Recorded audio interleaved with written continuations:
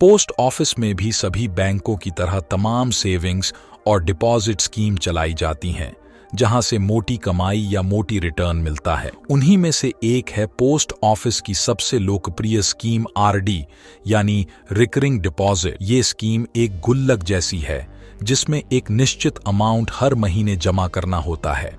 ये amount maturity के बाद आपको ब्याज के साथ दिया जाता है।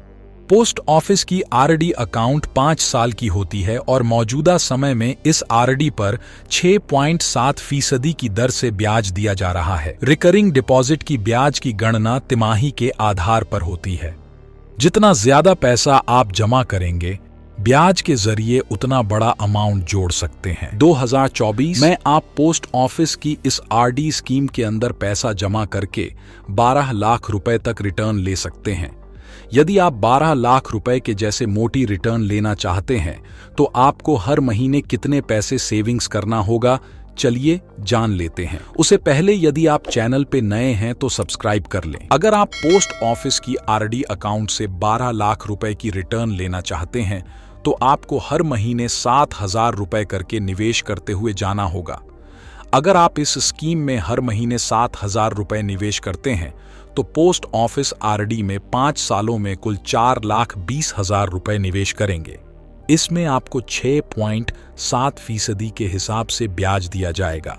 ऐसे में कैलकुलेशन के हिसाब से आपको 5 सालों में 79,564 रुपए सिर्फ ब्याज के तौर पर ही मिल जाएंगे।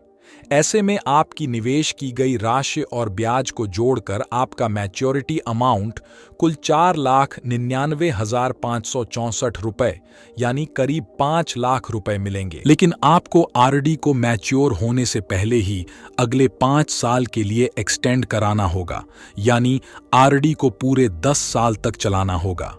लगातार 10 सालों तक निवेश करने पर आपका कुल इन्वेस्टमेंट 8,40,000 रुपए का होगा। इस पर 6.7% के हिसाब से 3,55,982 रुपए सिर्फ ब्याज के मिलेंगे और मैच्योरिटी पर 11,95,982 रुपए यानी करीब 12 लाख रुपए मिलेंगे। पोस्ट ऑफिस की आरडी अकाउंट 5 साल पूरे होने पर और 5 साल के लिए बढ़ाने के लिए आपको संबंधित पोस्ट ऑफिस में आवेदन देना होगा। एक्सटेंड किए गए अकाउंट पर वही ब्याज दर लागू होगी जिस पर खाता मूल रूप से खोला गया था।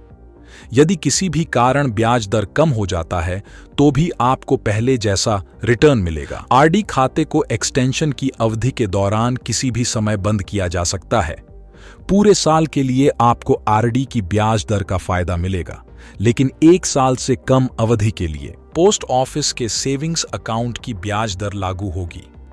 आसान भाषा में समझे तो अगर आप 5 साल के लिए एक्सटेंड किए गए खाते में से 3 साल 6 महीने बाद ही पैसा निकाल लेते हैं तो आपको इसके 3 साल के लिए 6.7% का ब्याज मिलेगा, लेकिन बाकी 6 महीनों के लिए पोस्ट ऑफिस सेविंग्स अकाउंट का 4% के दर से ब्याज दिया जाएगा। लेकिन अगर आपको पोस्ट ऑफिस आरडी से 12 लाख रुपए की मोटी रिटर्न लेना है तो आपको हर महीने 7,000 रुपए का निवेश पूरे 5 साल के एक्सटेंडेड पीरियड तक करना होगा।